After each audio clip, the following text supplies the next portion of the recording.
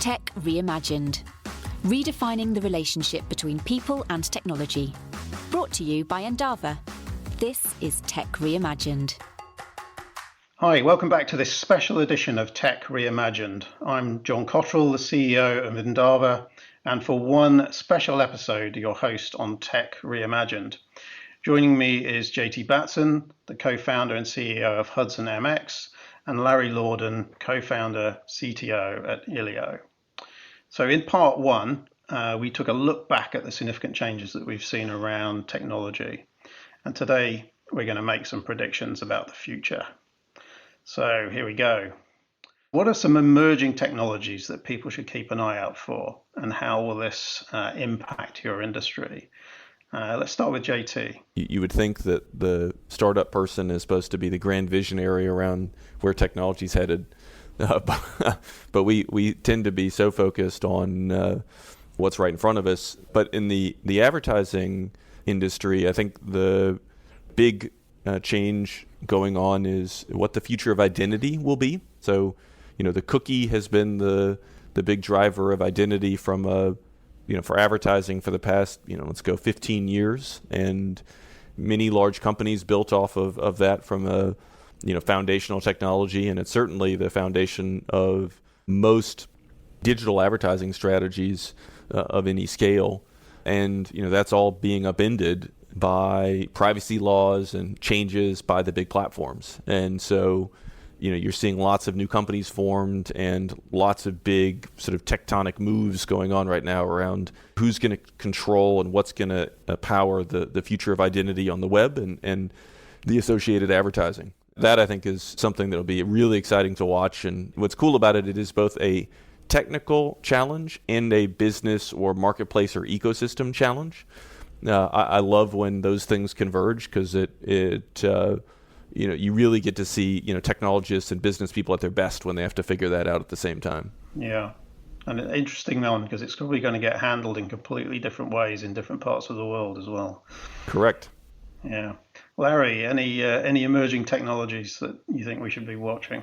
Yeah, I think the gaming industry is always a little bit ahead of the curve in a lot of areas. And one of the things, obviously, that's been huge for a long time now, but is getting even slicker and better is collaboration online. And I think some of the things that we're seeing in gaming we'll start to see in the world of software development. So, collaboration tools like, Zoom, Slack, Teams, etc., they're all well and good, but I think we'll start to see more purpose-built collaboration tools coming into things like IDEs. So, and you'll start to see AI play in there as well. So you'll start to collaborate more on projects with people directly from the IDE, I think, and including AI. And I wouldn't be surprised to see if you've got small modules of functionality that you want to build, to be able to almost say, right, we're going to create a mission to create this, and I need to find, a level 8 React developer, and I need to find this type of tester, and you can kind of go on a mission together, even if you've never met the people, collaborate, have the AI check various bits and pieces, be like a little assistant for you, etc. And I think you'll start to see software development done in a really flexible way that hasn't been done before. If you think about it, people can team up online and they've gone on a mission together. I don't see why you couldn't do that professionally. I think it's a little bit further out, but I think that's got so many attractions to it in being able to get the best talent for a particular problem that really needs it, and just do that almost on tap, I think. So I think collaboration tools and the way that people collaborate on projects will become quite different. Yeah, almost certainly one of those areas where the long-term impact is going to be much deeper than we imagine at the moment. I think, so for me, the technology that I get excited about is autonomous vehicles. I think you can see the stepping stones for that. Things like Uber and drone deliveries and so on will slowly build momentum. But then the impact of truly autonomous vehicles is going to blow those changes out of the water. You can imagine we only need to build 20% of the cars that we've had before because they don't need to park up. The driving professions are going to change. Distribution and the way in which things are distributed will be completely changed. There'll be new monetization models. Electric, as opposed to internal combustion, becomes truly affordable, and so on. So now that's probably a 20 or 30 year cycle to get there. But when you think of the depth of change that's going to drive across society, I think it's one of those big ones that's going to come through. And as we look at these technologies that are developing and changing society in some of the ways that you've both touched on as well, what do you think some of the things that we need to, as societies, as technologists, take into account as we develop some of those, maybe human identity with AI type issues, sustainability, and so on? Are there any things that are sitting high on your list of things we need to be worrying about? I think for me, as somebody with teenage kids, I would say digital competency versus analog real world competency. So not necessarily talking about my kids in particular, but kids now, they're taught to their friends, they'll play games with friends, and they can do everything remotely, right? So they're doing school remotely at the moment. My daughter is, because somebody who's in contact with had COVID. And so there's a danger that the speed that kids grow up in the digital world far exceeds the speed with which they experience and can grow up in the physical world. So they become incredibly competent digitally at the expense of becoming competent outside of the digital realm. And then because they're very competent, they get more comfortable, it becomes more attractive to spend more time in the digital world, etc.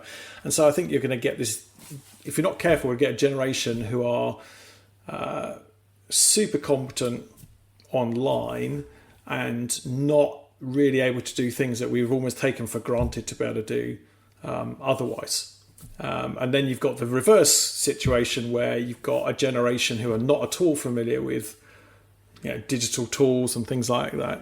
Often a more elderly generation, or maybe a generation that don't have, or people who don't have access to the technology, and they risk getting left behind by not having access to it. And so you've got a situation where you've got some people with no kind of real world experience, and other people are left behind because they don't have the digital experience. And we've got to try and figure out, I think, how we can bridge those gaps. And I think, we've also just seen in the American elections, the polarizing effect of the feedback loops as well. So when people are online all the time and the algorithms are kind of sharing with them more of the things that they've liked, and so they only see more of those sorts of things, we've got to figure out how to deal with that as well, so that we don't end up with a very polarized society. So that's I think the danger of digital, is that it accentuates people's natural biases towards the things that they're comfortable with, whether that is spending time online or whether it is a particular viewpoint. And we have to figure out how we actually help people navigate that. JT, any thoughts on this? So I graduated college in 2005. Google had just recently gone public, and Facebook had, a year or two before, just opened their office across the street from campus in downtown Palo Alto. And, so many of my friends joined those companies and or started their own companies, which became very well-known, famous digital companies that we all interact with on a fairly regular basis, if not a million times a day. And very much the ethos in Silicon Valley then was around, our work changes the world, and we're the the white knights of business. We're out making the world a better place, whereas the folks in New York City and London, where I'm in New York City, and Silicon Valley in that time, were folks who did want to do cool things and build software or build technologies that made the world a better place. And I think the challenge has happened in that as those companies have gotten more and more powerful, and in certain instances, incredibly powerful, which both of you just referenced, the sort of self-reflection around and the introspection corporately and individually around the responsibility that these companies now have and the decisions they do or don't make have material impact on the world, on people, on lives, on health, on safety, and I think there's still that undercurrent from a large swath of people that are in very senior leadership roles in Silicon Valley,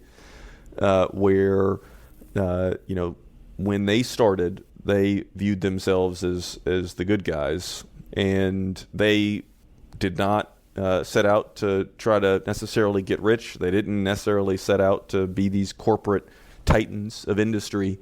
They wanted to build cool things, and they've struggled really embracing the responsibility that comes with that, and we're all, in some way, shape, or form, paying for it. And that can have lots of different applications in terms of where it's relevant. But I lived it. I saw it.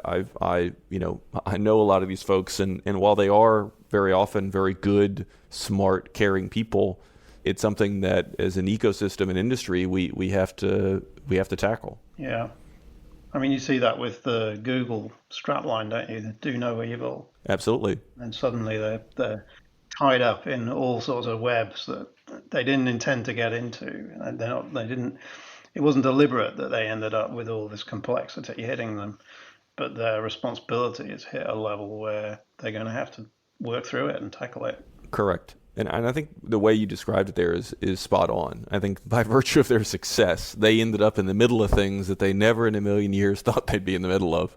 And, at a basic level, if you take Facebook or Google, but Facebook, they view connecting more people and getting more people connected, and the ability to share more information. That's a good thing. Freer access to information is good, and so you can paper over all sorts of other problems by sort of having that as your headline.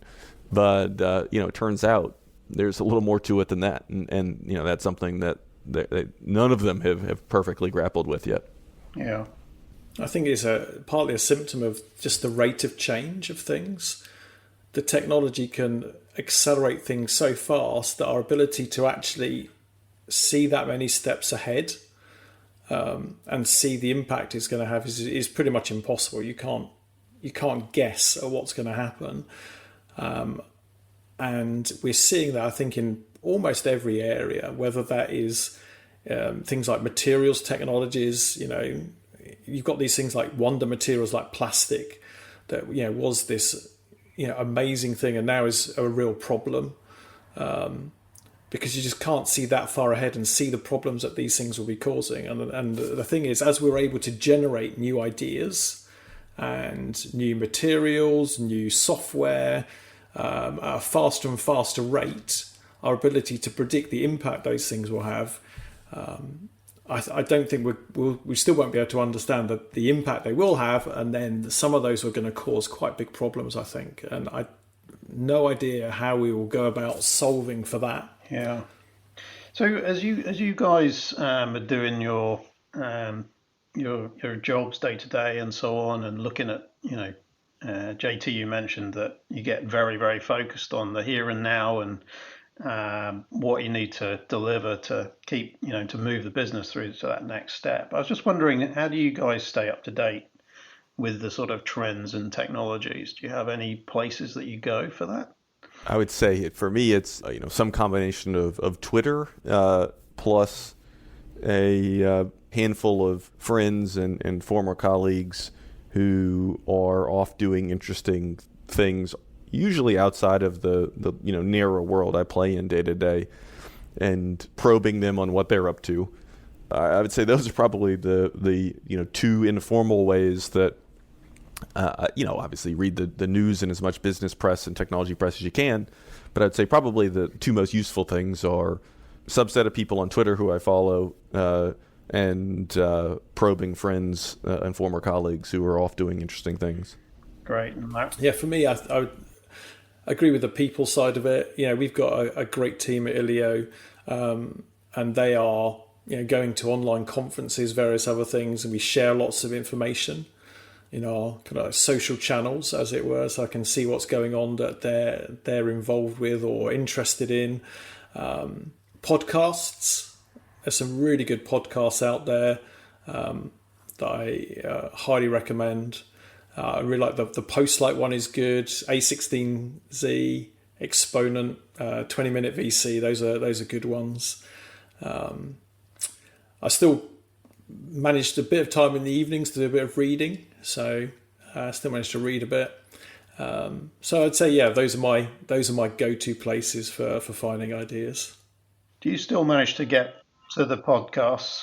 I know you used to do it while you were in the car heading to work. Now that that's not happening, are you still getting to them?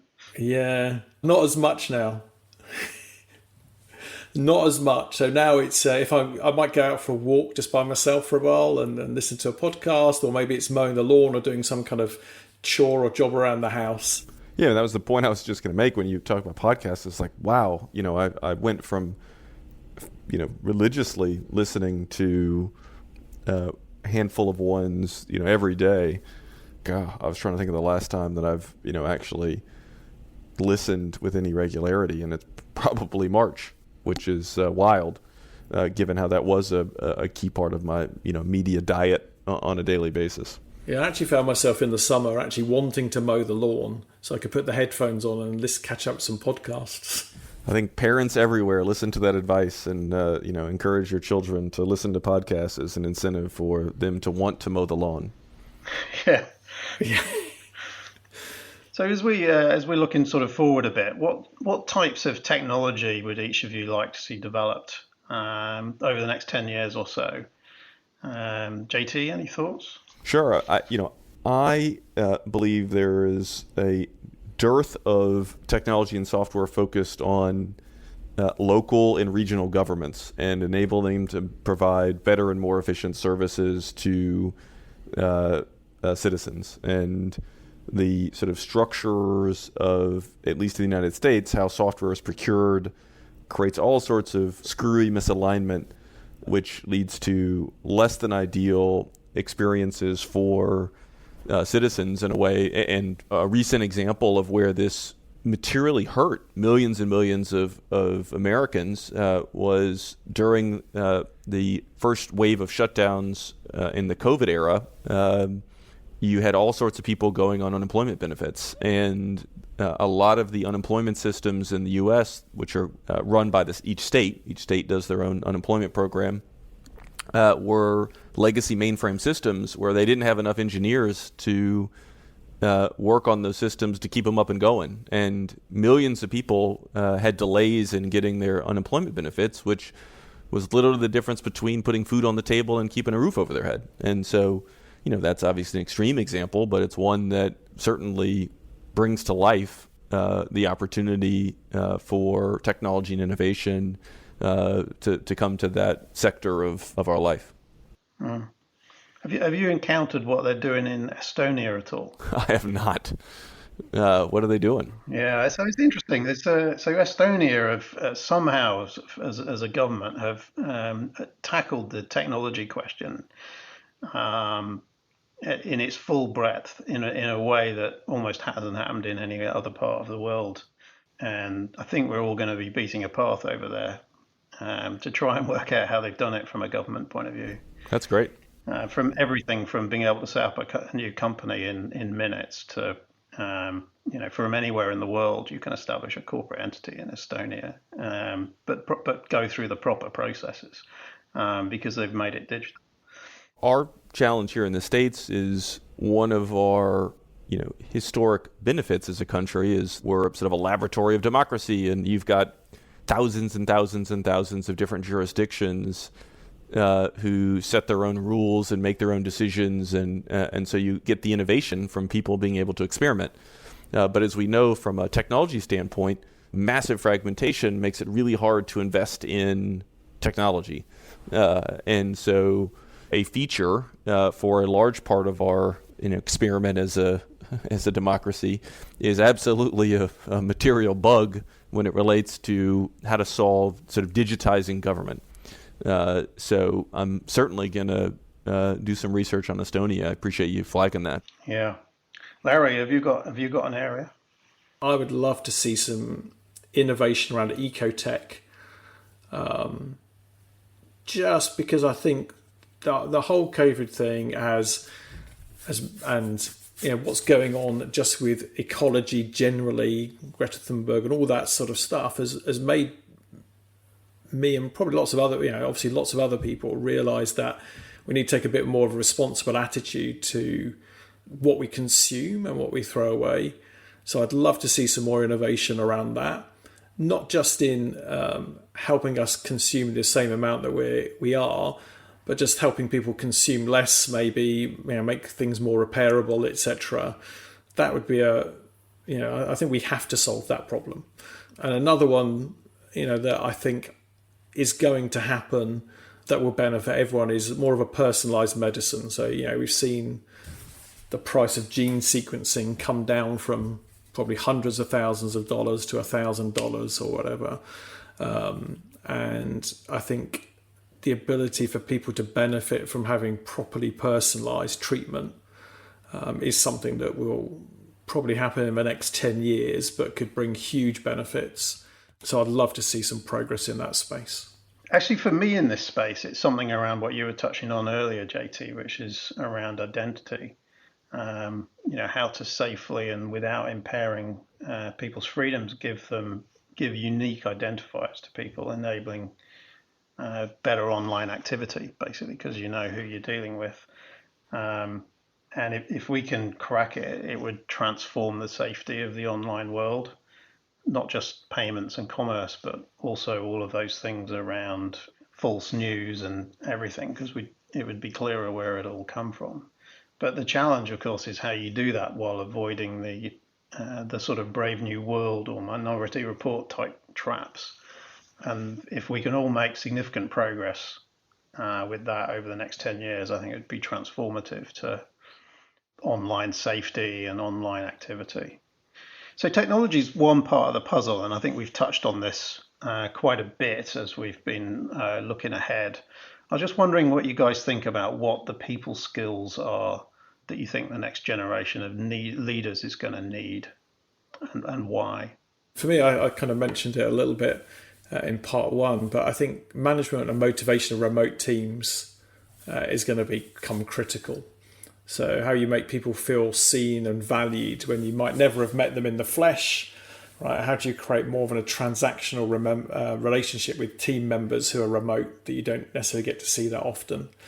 We're just seeing more and more companies now announce that they've got permanent work from home policies, things like that. And there'll be some companies who will still want offices and get people together, and I think that will be a tremendous opportunity to collaborate. But I think if you want to get the best talent globally and you want to increase the size of your catchment for the talent, then you'll have to figure out how do you recruit, incentivize, reward people when you just don't physically see them. So I think that's going to be a new skill that people will have to get to grips with. I think HR departments will need to definitely upskill to be able to help people figure that one out. And it's going to take probably some new, there's probably some new businesses in there for people helping companies figure this stuff out as well. Yeah, it's going to be an interesting area. JT? I don't know that this is a new thing, but I think it is an area where I'm constantly stunned at the lack of it as I interact with different businesses in leadership, and that's empathy. So having that flow through all aspects of how you operate, and whether it's thinking through parental leave programs, whether it's thinking through remote work programs, whether it's thinking through training, how you communicate, how you compensate, all sorts of things, how you interact with your customers, all of these, that sort of can flow through so much, and something that historically, companies conceivably could get away with not having that be a core leadership value. And I feel like more and more that's going to bite organizations in the rear, and something that I think is going to be super important for us all as we go forward. Yeah. Of course, quite a lot of that we've seen starting to play out over the last year. there's no doubt with this pandemic that technology's enabled people to reimagine how they live and work. But guys, what's one positive impact of technology that you've taken from the last 6 months? JT? The speed with which vaccines have been developed for COVID it is truly remarkable, and something that I hope that we can learn from what worked well with that and the collective focus and apply that to other big problems we have. It's interesting, isn't it? If you imagine that this pandemic had hit 10 years earlier, and the maturity of both of those technologies being very, very much below where it is today, how much harder it would have been for us as a world to have coped with this pandemic. It's just interesting how short that time frame is over which we've been able to have in place the technology to make an impact on it. Larry, any positives for you out of the technology? We went from an office to working from home, and literally didn't miss a beat. And I think for most of us, and certainly me, I don't really miss the commute, I have to say. It's not listening to podcasts, but the commute itself, I'm really not missing. That's definitely been a positive for me. And the fact that we can work remotely and still have a laugh online, still have a good interaction with the team online has been, really, really encouraging. And then, just at a personal level, I'm quite a big board gamer, and I've been playing quite regularly on Board Game Arena with some old school friends, and I'm actually interacting with my friends now. These are people I went to school with a long time ago, and we're seeing more of each other now than we have in any time since we were last at school together, just because the technology has enabled us to easily catch up. And we can do things that we would do if we were physically meeting, but we can do them online. So that's been great. Still looking forward to actually meeting up with them properly. But in the meantime, that's been a really good way to keep up friendships and things. Okay, so just to finish something with a bit of a fun twist, both of you. So what science fiction technology do you most wish we had working today, JT? On the monitor in the office where I am right now is actually a cartoon of flying cars. So it was just rotating through. So it must have known you were going to ask that question. I don't know what the specific technology is, but I sure would love to be able to get other places faster and easier than it is today, both for personal and for business reasons. So whoever could make that happen, I will be forever grateful. Well, sort of beam me up, Scotty, teleportation thing. Exactly. Can I just be on a deserted beach for a few hours and then I'll pop back? Exactly. That's exactly it. The teleporter would be mine as well for that very reason. Yeah, especially in COVID times, that's just a winner, isn't it? Yes, please. It really is. Yeah. Okay, so unfortunately, that's all we've got time for today. But thank you, Larry and JT, for sharing some fascinating insights about the future of technology. I hope that you've all enjoyed this special edition of our podcast. And if you haven't already, don't forget to subscribe so that you can get all the latest episodes as soon as they're released.